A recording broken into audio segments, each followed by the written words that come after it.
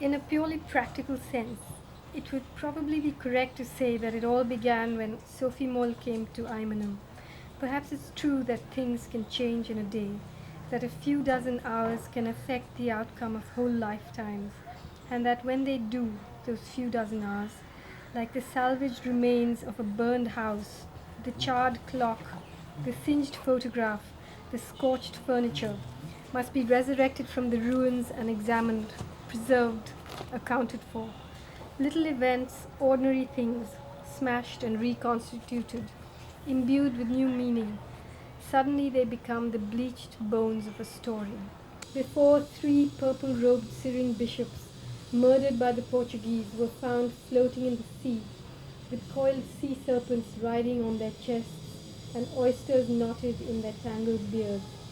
It could be argued that it began long before Christianity arrived in a boat and seeped into Kerala like tea from a tea bag. Once the quietness arrived, it stayed and spread in Esther. It reached out of his head and enfolded him in its swampy arms. It rocked him to the rhythm of an ancient fetal heartbeat.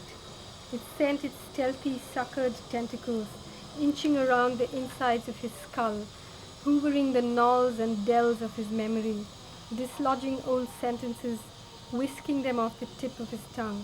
It stripped his thoughts of the words that described them and left them paired and naked, unspeakable, numb, and to an observer therefore perhaps barely there. Slowly over the years, Esther withdrew from the world. He grew accustomed to the uneasy octopus that lived inside him and squirted its inky tranquilizer on his past. Gradually the reason for his silence was hidden away, entombed somewhere deep in the soothing folds of the fact of it. She closed her eyes and shone back at it. Even behind her eyelids the light was bright and hot. The sky was orange and the coconut trees were sea anemones, waving their tentacles, hoping to trap and eat an unsuspecting cloud. A transparent spotted snake with a forked tongue floated across the sky. Then a transparent Roman soldier on a spotted horse. The strange thing about Roman soldiers in the comics, according to Rahel, was the amount of trouble they took over their armor and their helmets, and then, after all that, they left their legs bare. It didn't make any sense at all, weather-wise or otherwise. Amu had told them the story of Julius Caesar, and how he was stabbed by Brutus, his best friend in the Senate, and how he fell to the floor with knives in his back and said, "Et tu, Brute," then fall Caesar. It just goes to show, Amu said, that you can't trust anybody.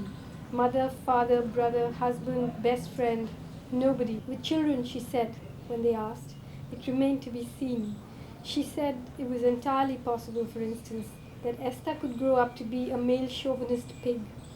At night, Esther would stand on his bed with his sheet wrapped around him and say, "Et tu, Brute," then fall Caesar, and crash into bed without bending his knees like a stabbed corpse. Kochumaria, who slept on the floor on a mat, said that she would complain to Mamachi. Tell your mother to take you to your father's house," she said. "There you can break as many beds as you like. These aren't your beds. This isn't your house." Esther would rise from the dead, stand on his bed and say, "Et tu, Kochumaria," then fall Esther and die again. Kochumaria was sure that "et tu" was an obscenity in English and was waiting for a suitable opportunity to complain about Esther to Mamachi.